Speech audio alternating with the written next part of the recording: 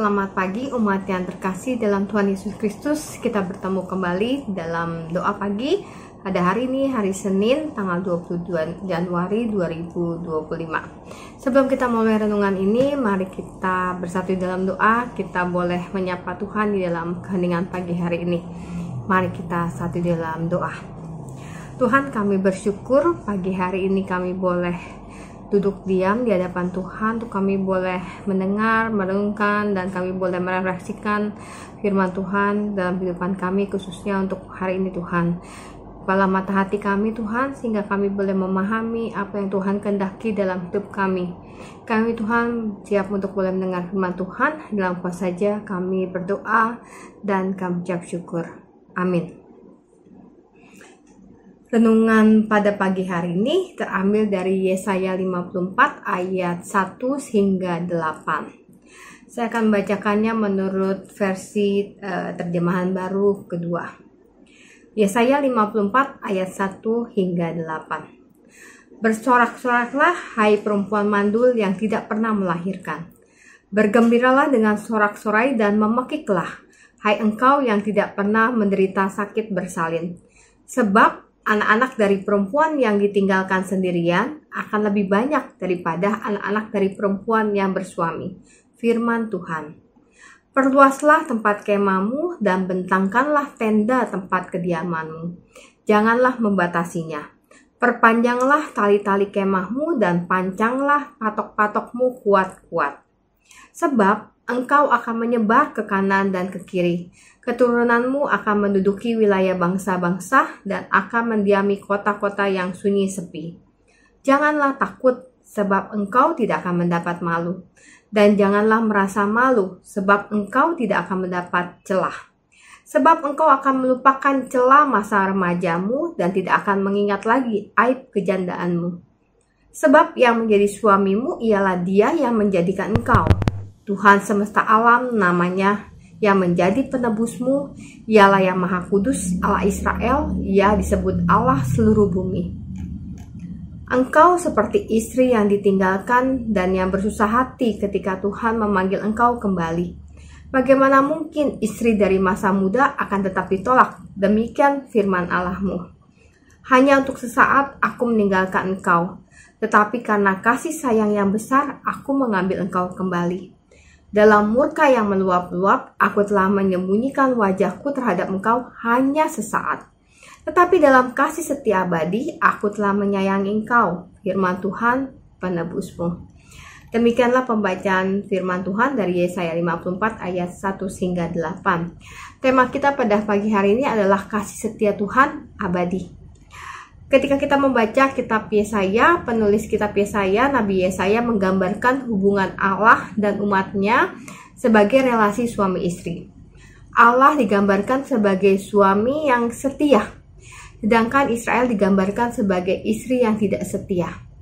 Kita sering mendengar bahwa cerita, baik kejadian dalam kehidupan kita sering mendengar, kita melihat bahwa ketika seorang istri atau suami tidak setia, dan bagaimana ketika itu terjadi, hubungan itu menjadi rusak. Tidak ada kepercayaan lagi, dan itu menjadi sulit untuk relasi itu boleh kembali baik seperti dulu. Sulit mendapatkan pengampunan karena kesalahan yang begitu besar, yaitu tidak setia. Dan itulah yang terjadi dalam kisah bangsa Israel dengan Allah yang digambarkan dalam kitab Yesaya. Kita juga sering membaca kitab kisah tentang bangsa Israel, mulai dari keluar dari Mesir hingga ke tanah perjanjian. Mulai dipimpin dari Musa, Harun, Yosua, bahkan nabi-nabi, kita menemukan begitu banyak kesalahan bangsa Israel. Mereka sering bersungut-sungut, mereka tidak setia ketika mereka berkemah di satu tempat dekat dengan bangsa-bangsa lain. Mereka menyembah Allah dari bangsa-bangsa itu. Dan itu dilakukan bukan hanya satu kali, tapi itu sering kali dilakukan berkali-kali oleh bangsa Israel. Tentu saja Allah murka ketika Israel tidak setia. Namun murka Allah hanya sesaat dan tidak membatalkan kasih setianya kepada umatnya.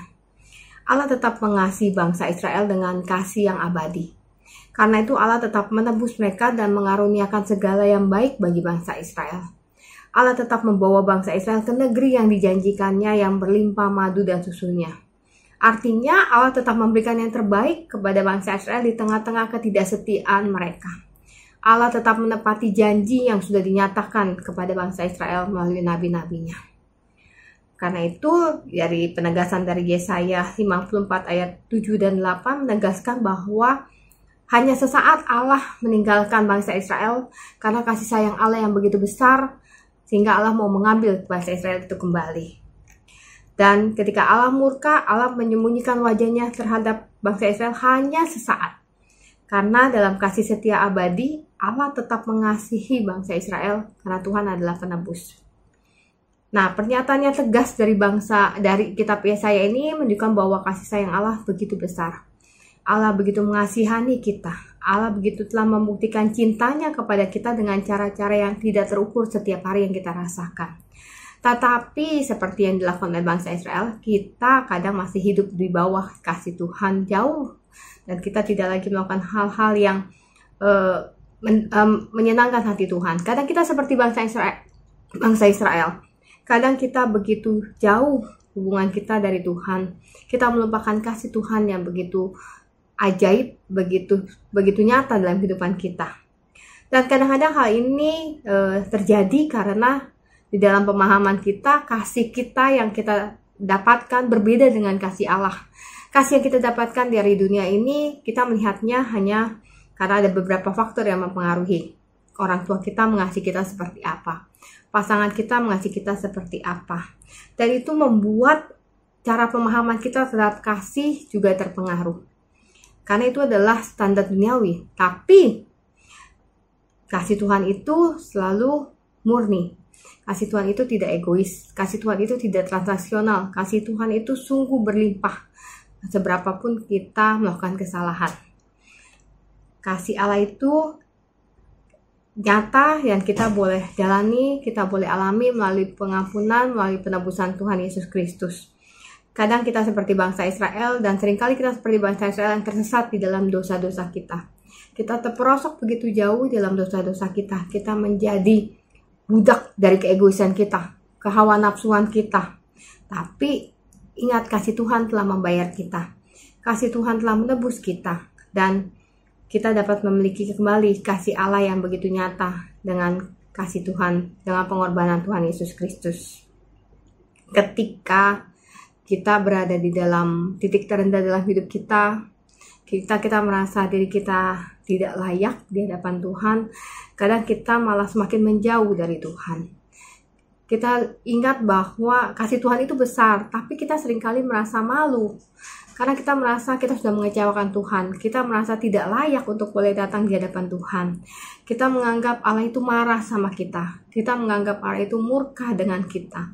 Allah itu kecewa dengan kita. Tapi kita mengingat bahwa Allah tetap menunggu kita.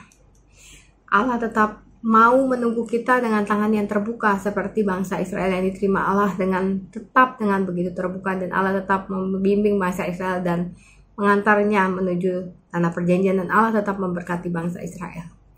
Hingga ingat bahwa kasih Tuhan itu abadi. Mungkin Tuhan marah, Tuhan kecewa dengan kita. Ada saatnya mungkin kita merasa Allah meninggalkan kita, tapi percayalah, seberapa buruk pun, seberapa terjatuhnya kita, seberapa tidak berdayanya kita dengan dosa-dosa kita, ingat bahwa Allah tetap menerima kita. Kasih Tuhan begitu abadi. Kasih Tuhan itu tidak bersyarat. Kasih Tuhan itu tidak melihat apakah hidup kita baik, maka ia baik.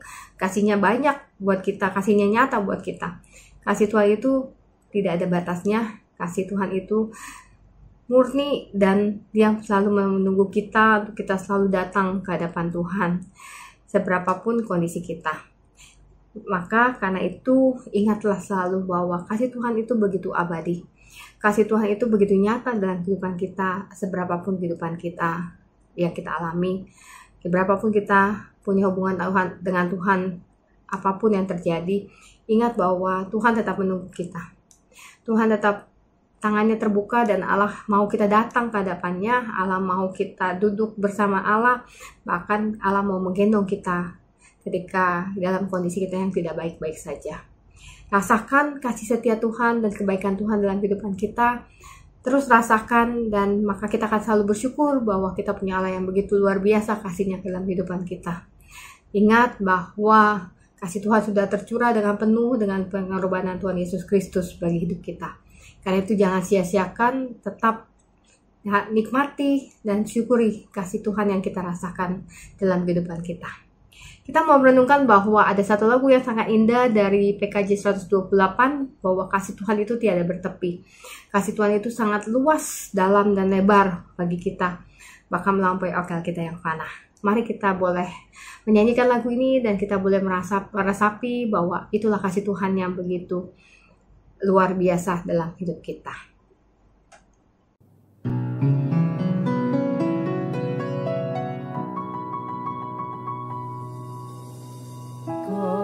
Kasih Tuhan Yesus tiada bertepi,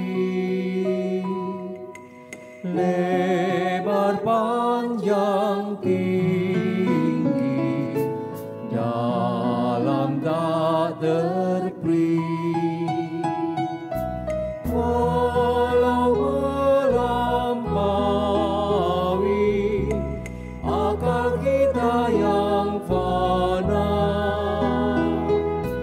dengan orang kudus kenal kasih yang kekal. Iman dan harapan, kasih yang benar, dari ketiganya kasih terbesar. Kasih itu sabar, Dia suka memberi, tak megahkan diri, tidak mengenal dengki.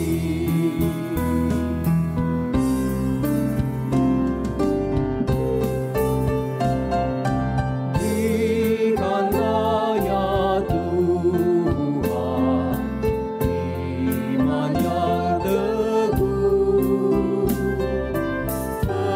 pengharapan sungguh, kasih yang penuh,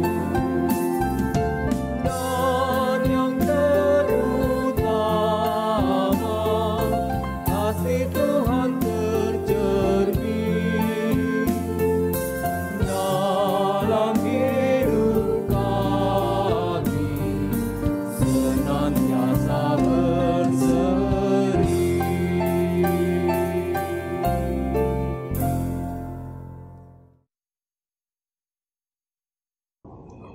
Mari kita menutup doa pagi kita dengan doa, dan untuk mendoakan boleh ada yang kita sedang kumpulkan. Mari kita satu di dalam doa. Tuhan, kami berdoa dan kami menyadari kesalahan kami ketika kami hidup jauh dari Tuhan, ketika kami mengecewakan Tuhan. Ampuni kami Tuhan, bahkan di saat-saat kami mungkin kecewa dengan Tuhan dalam kehidupan kami. Mengapa ini terjadi? Ajar kami untuk selalu melihat bahwa kasih Tuhan itu tetap baik dalam hidup kami. Kasih Tuhan itu tetap kami rasakan dalam kehidupan kami, di tengah apapun situasi yang kami alami, di tengah kondisi apapun yang kami alami Tuhan. Ajar kami menjadikan orang-orang yang boleh peka, dan kami boleh mensyukuri dan menikmati kasih Tuhan dalam hidup kami Tuhan. Bersama-sama dengan orang yang kami kasihi, bersama-sama dengan sesama kami yang Tuhan percayakan, biarlah kami juga boleh belajar membagikan kasih Tuhan yang kami sudah rasakan dengan berlimpah, sehingga orang lain juga boleh merasakan kasih Tuhan melalui hidup kami Tuhan. Saat ini Tuhan, ketika hari ini kami akan melakukan pekerjaan aktivitas kami dari pagi hingga malam nanti, Tuhan pimpin dan Tuhan berkati setiap hal yang kami lakukan di dalam pekerjaan kami, dengan tugas dan tanggung jawab kami sebagai karyawan, dengan keluarga yang harus kami kasihi, yang harus kami urus sebagai ibu rumah tangga mungkin Tuhan, dalam studi kami sebagai pelajar, sebagai mahasiswa. Tuhan yang pimpin dan Tuhan berkati semua hal yang kami lakukan, hingga kami belum menjadi seorang berkat Tuhan. Dalam pergumulan, di tengah-tengah mungkin ada yang sakit, ada yang lemah tubuhnya, Tuhan berikan kesehatan, Tuhan berikan sukacita, dan di dalam orang-orang yang boleh merawat mereka, Tuhan tetap menyatakan kasih Tuhan. Dengan kasih Tuhan, dengan orang-orang yang Tuhan tempatkan bagi teman-teman kami yang menderita sakit, Tuhan. Pulihkan mereka Tuhan, kuatkan mereka dan hibur mereka Tuhan. Dalam pergumulan yang lain, kami boleh menyerahkan setiap pergumulan kami dalam tangan Tuhan. Berikan kami hikmat, berikan kami kepekaan untuk kami boleh sadar akan rencana Tuhan dan pekerjaan Tuhan yang harus kami nyatakan di dalam kehidupan kami hari lepas hari Tuhan. Kami mempercayakan Tuhan hari ini sepenuhnya ke dalam tangan Tuhan. Dan dalam kuasa saja kami berdoa dan kami ucap syukur. Amin.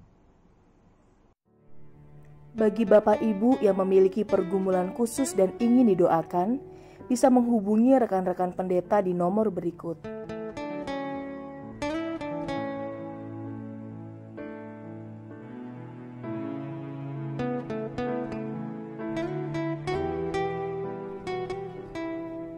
Tuhan Yesus memberkati.